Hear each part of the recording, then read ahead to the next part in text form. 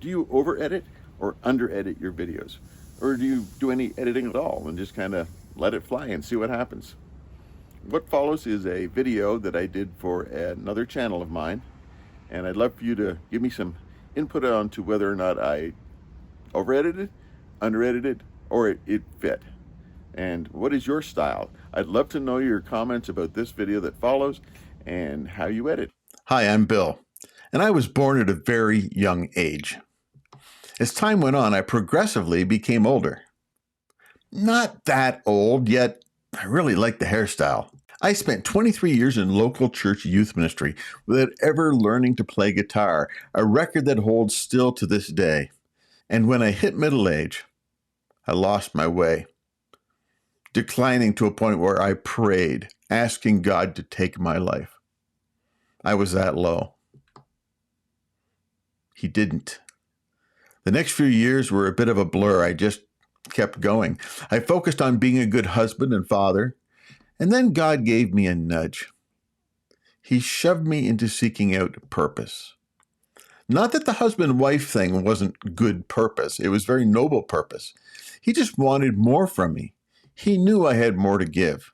He knew I had something else that I needed to do. In the past 7 years, I've spent over $65,000. Don't tell my wife.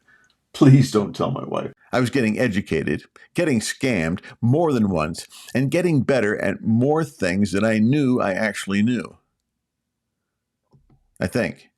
Yeah. I've spent the past 5 years putting circles together.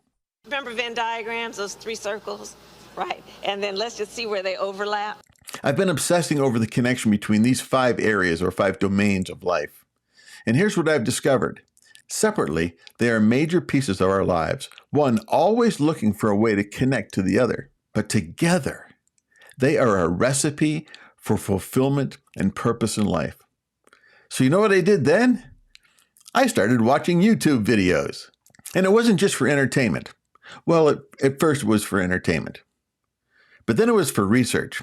I couldn't help but notice how some channels knew exactly why they were there and what they wanted to convey to their viewer. Others, not so much. Some were very high production shows. If you're blue and you don't know where to go to, why don't you go where fashion sits? Others were like some guy walking along a trail, talking into the camera. And the thing is, both were quite successful at what they were doing.